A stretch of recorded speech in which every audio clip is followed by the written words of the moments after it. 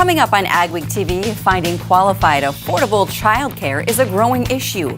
We profile one with a decidedly ag feel. This is a field of hops. We'll show you the unique way they're grown and harvested before being turned into your favorite beer. Another big crop in Nebraska stretches grain storage capacity.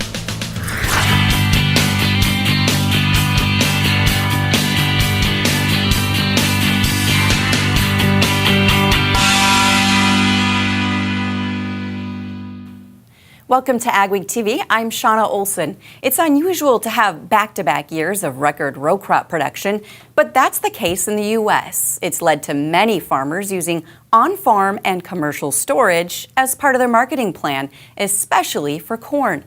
As Michelle Rook reports, the problem is not enough storage capacity for the new crop this fall. With a large amount of old crop corn still in storage and another big crop coming on here in Nebraska, it looks like grain storage will be a challenge for farmers again this fall. The fear is this will create a bottleneck in grain logistics and marketing. People didn't like the prices and they didn't sell, so we're going to have two crops to look at, and it's going to be a challenge. Recently, though, large supplies of old crop grain have been moving to market. Many producers are looking at their storage needs and finally decided it was time to get it sold and moved. Other farmers have been selling because they needed to exercise on deferred pricing or basis fixed contracts before expiration, or they just needed the money. I think a lot of it is cash flow needs. A lot of producers that do a cash rent agreement where they split the payments. You saw a lot of selling activity when the cash rents are due in September. However, even with those grain sales, farmers and elevators will have a tough time finding space for the crop this fall and will have to pile on the ground. There's a lot of elevators that I've heard are not even completely empty from last year. A few farmers are putting up more bins yet this fall, but more will use temporary storage and wait for better prices. Yes, storing, waiting for the rally or waiting for a rally. Certainly in our area we've seen a large increase on the bag storage. However, last year, many growers stored the harvest and waited for higher prices with no reward. So this season, if farmers are going to store the 2017 crop, they're encouraged to put a more aggressive marketing plan in place. I'm Michelle Rook reporting for Ag Week. There will soon be another location to haul grain in southeastern North Dakota. Minn-Kota Ag Products is in the process of putting up a new state-of-the-art grain terminal. It's located on Highway 13 between Morton and Barney, North Dakota. Company leaders say there's big demand for a facility like this as production increases and farmers become more efficient with larger equipment and better genetics and crops. The facility will be up and running in July 2018. It'll be about 3 million bushels in upright storage. It'll have a truck receiving capacity of a total of 60,000 bushels an hour, which consists of 3 receiving pits at 20,000 bushel an hour apiece. It'll be an RFID card reader system. Schuler says they should be able to get a semi through the terminal in about 3 minutes. The terminal has a loadout capacity of 80,000 bushels per hour that'll be shipped on BNSF shuttle trains. It'll have track capacity of 120 cars on a loop setup. Beef consumption is going up in the U.S. and around the world. Paul Clayton, Senior VP with the U.S. Meat Export Federation, says that's great news for producers. He spoke at the North Dakota Stockmen's Association's annual meeting. Clayton offered an optimistic view of the future for red meat exports. He says beef exporters are disappointed with the withdrawal from the TPP and changes in NAFTA, but he's hopeful some deals can still be worked out. The Chinese market reopened this year, and the U.S. has mostly recovered valuable markets lost due to mad cow disease in 2013. There certainly were some trials and tribulations in getting those back, but we're very happy that we have them today, and they're growing, and we've got a lot of value in those markets. So it just takes time and a lot of due diligence to try and get these markets strengthened.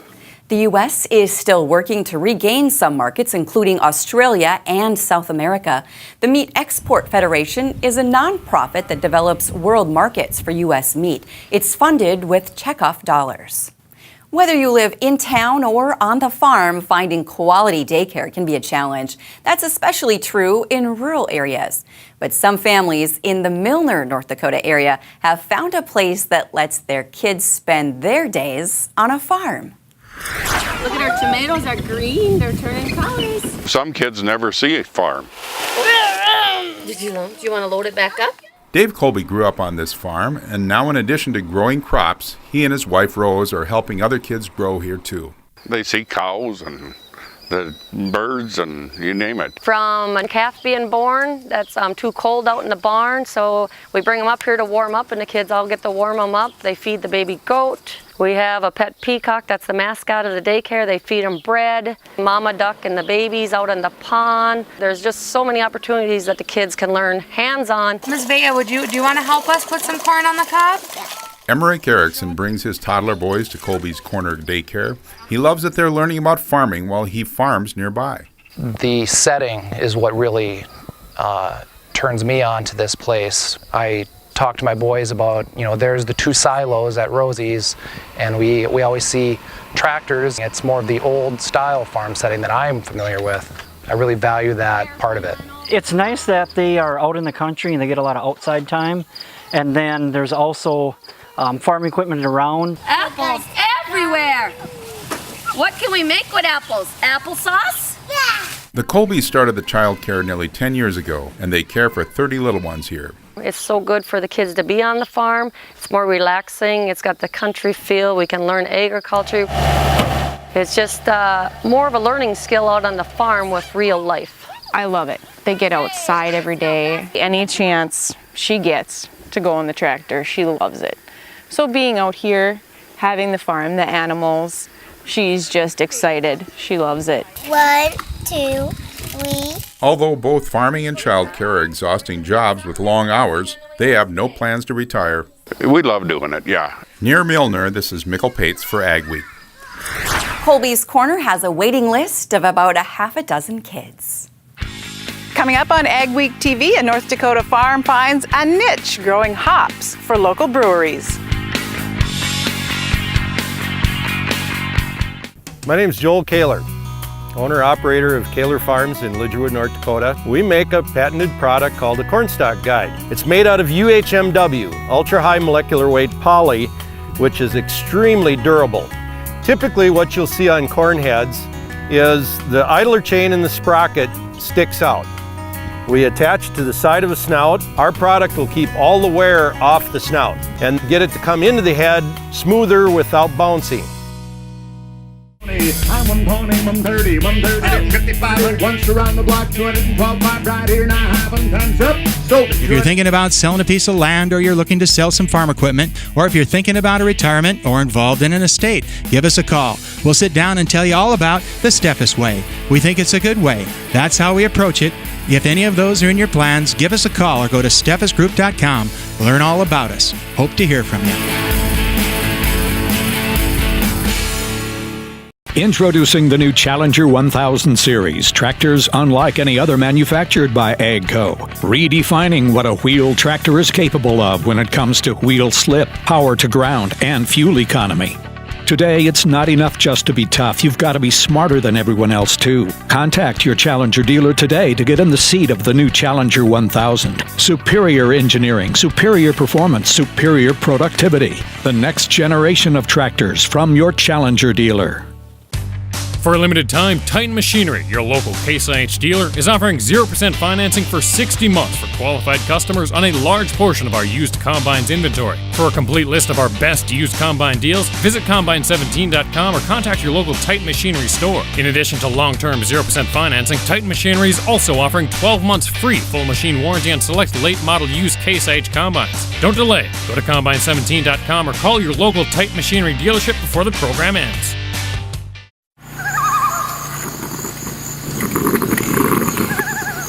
When you need electricity way out here, you better get yourself one mighty long extension cord. Or better yet, a portable Honda generator from Home of Economy. Rugged, dependable, and so quiet, you won't miss a sound. Pick one up today at the guaranteed lowest price, only at Home of Economy, where your dollar buys more. There's growing interest in locally brewed beer, and that means a growing demand for hops. Hops are a key ingredient in brewing beer, but they're a little tricky to grow and harvest. Rose Dunn visited a local farm as the hops harvest was underway. You can't have beer without hops. In the brewing process, they add bitterness and flavor and aroma. They also have a little preservation aspect. And this beer, made at the Fargo Brewing Company, uses hops grown and harvested at the Ostley Sunnyside Acres farm near Carrington, North Dakota. One of the things that the craft brewers love is being able to get locally sourced products. Mike Ostley and his wife Lindsay first started thinking about growing hops when he was working on his PhD at Colorado State. Down there they have microbreweries on every corner, and we really kind of enjoyed that atmosphere. And then we moved back here and things were just kind of starting to kick off from the craft brewing side, and we thought we'd try to help them out a little bit. They found this 36-acre farmstead near Carrington and started to build their business. They started growing hops about 3 years ago. The Ostleys are among just a handful of hops growers in North Dakota and northwest Minnesota, and Mike says demand for his crop far exceeds supply, but he cautions it's not an easy crop to start growing. It's really different and requires a lot of experience to get a handle on growing hops correctly. Not only just with the height of the plants and the trellising involved, but also the way you harvest the product. After being cut down, the plants are cut into 3 or 4 foot lengths and fed into the harvester, which separates the cones. Ostley has just one of 2 harvesters in the state, which makes the job a little easier. Then they're dried, ground, and pelletized before being packaged for brewing. Ostley's wife, Lindsay, is the business manager. In addition to helping with the hops, she's working to grow the business into a tourist destination. They also grow and sell berries, garlic, and tea. It's a lot of work to grow hops, and it's a lot of work what we do, but we also really enjoy what we're doing. So, for me, that's worth it. Right now, the Ostleys have about half an acre of hops. They plan to double that, but that's probably their limit because hops are so labor-intensive. Near Carrington, I love all the butterflies out here. This is Rose Dunn for Ag Week. Mike Ostley also works full-time at the NDSU Research Station in Carrington. The Ostleys also have a big berry garden, and they sell some of their excess to the nearby Dakota Sun Winery. Bruce and Merlene Gushis operate the business on their farm. They quit farming in 2000 under growing economic pressure to expand. But now it represents both value-added ag and agritourism. They have several gardens where they grow fruits and berries to make the wine. Bruce estimates they'll produce 14,000 bottles of wine this year in their winery, which is a converted barn on the farmstead. The winery business started in 2010. Earlier than that, we had started the gardens, and so many people had said, well, you've got so much, you should open this up to the public. And so from then on, we have been doing tours and winery and garden tours combined. The gardens are available for tours, reunions, and other get-togethers. Fall is in the air. How's the weather looking for harvest? Your agri-weather forecast is next. And later, making better use of drones on your operation. Getting better yields is your priority. Helping you maintain your land is ours. Unleash the groundbreaking performance of the Wolverine Extreme. The patented design of the Wolverine Extreme replaces the need for bulldozers, land scrapers, and graders to create and maintain ditches, waterways, and terraces. By scraping and spreading soil in a single operation, the Wolverine Extreme does the job of multiple pieces of equipment 3 times faster. We can move about 750 yards of dirt an hour, which is far and above the efficiency of anything else in the market. The kicker shaft chews up the soil, and then the impeller spreads it anywhere from 10 to 150 feet on either side of the machine. One of our biggest features is the auto clutch. That front beater isn't going to, just hammer on things. That clutch will pop, and you're going to have a well-protected driveline. The Wolverine Extreme sets a new standard in ditcher performance. Unleash the groundbreaking performance of the Wolverine Extreme. Call Dynamic Ditchers today to schedule a free demo. This is Dennis Beliski reminding you we do auctions and we do them well. You've built your operation with hard work, and when it's time to sell, all or part, you deserve the best. Details from repairs and preparation to promotion and settlements are not routine. Chances are you'll only do this once, so we'll tailor an auction just for you and get it done right. On site at your farm or added to one of our highly successful Alaris Center auctions, we have the skill, reputation, and integrity to meet your needs with best-in-class commitment and quality service. Find us at resourceauction.com or call 701-757-4015.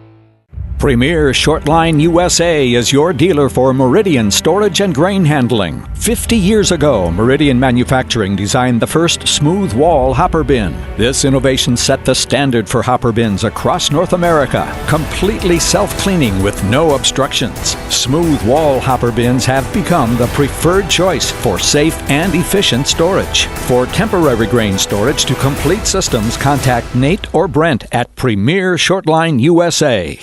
My name's Joel Kaler, owner-operator of Kaler Farms in Lidgerwood, North Dakota. We make a patented product called a corn stalk guide. Helps guide corn stalks into the grabs and the chains a lot smoother without losing corn. The corn stalk, when it comes off of our product, it's already on the gathering chain instead of being able to hit that idler. Our product will keep all the wear off the snout and get it to come into the head smoother without bouncing.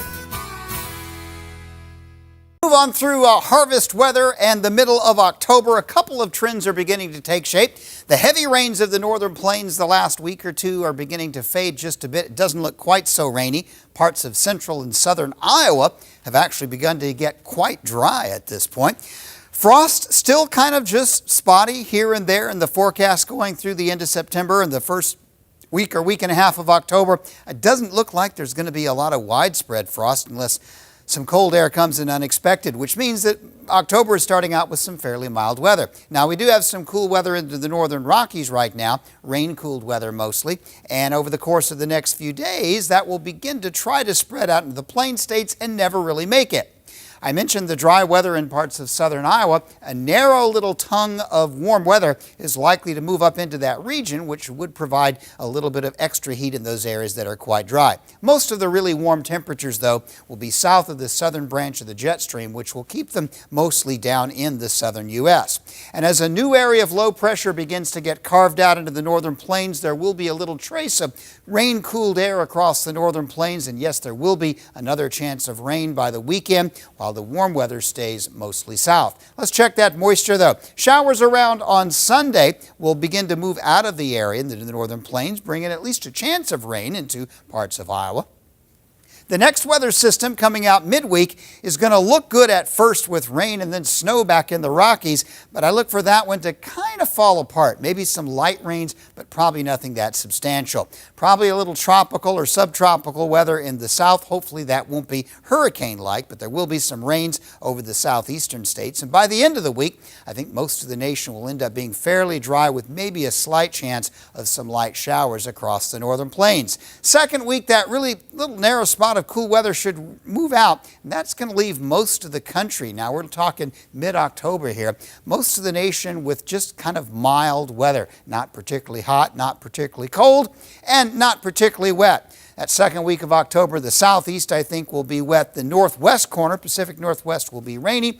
Anything else will be, I think, nothing more than spotty rains. So let's check other parts of the world. There is some rainy weather ongoing in South America, rain and thunderstorms, especially over central southern Brazil. Not too much down into Argentina, but a little bit anyway. And heading over to Australia, persistent showery weather over eastern Australia. Remember, it's springtime down here. There will be a few spring thunderstorms into northern Australia. Obviously not too much of that getting into the heart of the outback. The west, the wheat country, is looking to stay mostly dry. So here's what we're looking at. Not quite so rainy, though there are a few rain chances. Not much of that real killing frost. Looks like a fairly mild start to October. Total Ag Industries is the leader in total control. The future of ceramic nozzle technology is here today with the Total Ag Air Induction Turbo Nozzle, the only ceramic triple spray nozzle on the market. Works with all sprayers for better weed control and wheel tracks. They could be the last spraying nozzles you'll ever need. I'm really impressed with them. It just amazes me how they work so well. Contact Total Ag by phone or visit totalag.com. BotLink helps you quickly capture drone data, distribute it to trade tools, and respond to changing conditions in real time. Capture, process, and inspect aerial imagery from your fields to fix potential issues like flooding, nutrient deficiencies, or insect damage. Easily upload drone imagery to our cloud-based software to create valuable, high-definition maps that will help save you time and make smarter business decisions to save you money.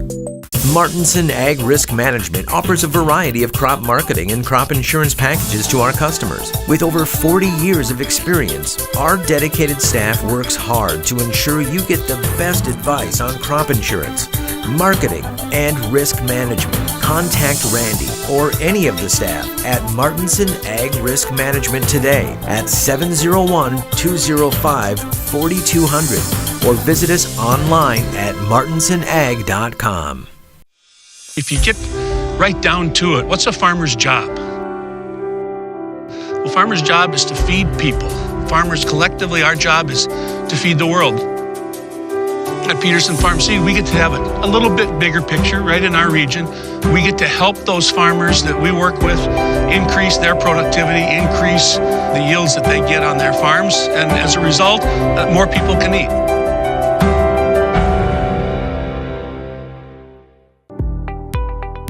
Micro Essentials is a unique product. What makes it different than other products, it has 4 different nutrients: nitrogen, phosphorus, sulfur, which is 2 forms of sulfur, and zinc in every granule. The sulfate sulfur, we get the bulk of the use of it the first year. The elemental breaks down over time. It's a huge benefit for the grower. It's giving them the opportunity to get more nutrients in one.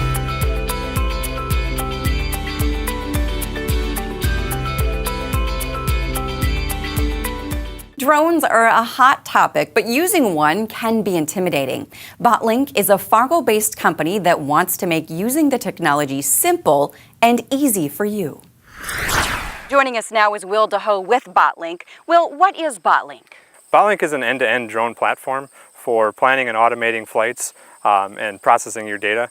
So we take all the raw images that your drone is capturing and process those into maps that you can import into popular farm management software. And UAVs can be intimidating. Is BotLink easy to use? It is easy to use. We've taken the complexity out of flying drones and planning flights. Once you plan a flight for one of your fields, that's saved onto your profile, so you can show up to the field and then get right in the air with just a few clicks. So what do I do with my pictures after the flight?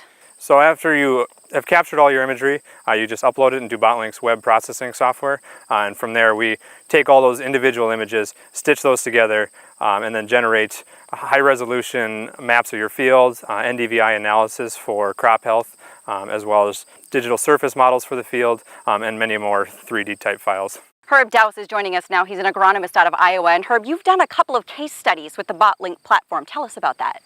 We actually provide a service where we actually do crop health. We fly the field every 2 weeks, and we provide prescriptions based on what we're seeing in the fields. One field we flew it every 2 weeks, and we were able to pick out management zones, and we actually drew our seeding prescription based on those management zones. Doing it that way, we were actually able to raise our average yield 11 bushels. So really you can see how this can make farmers more money.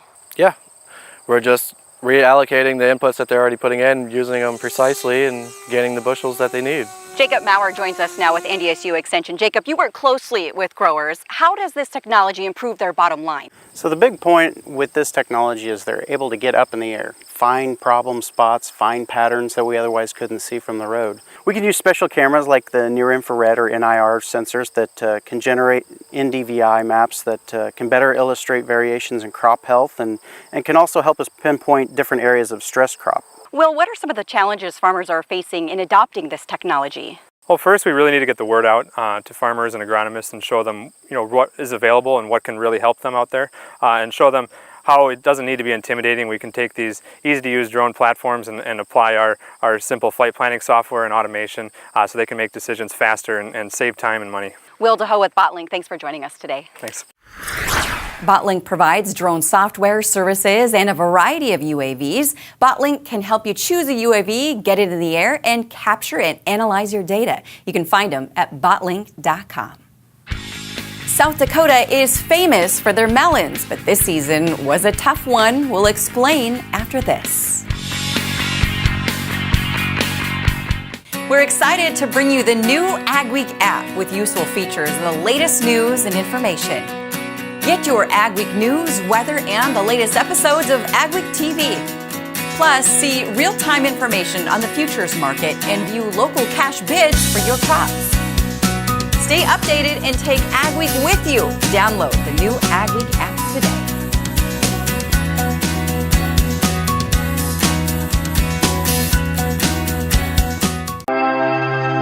Mayo Manufacturing, your Red River Valley source for Batco.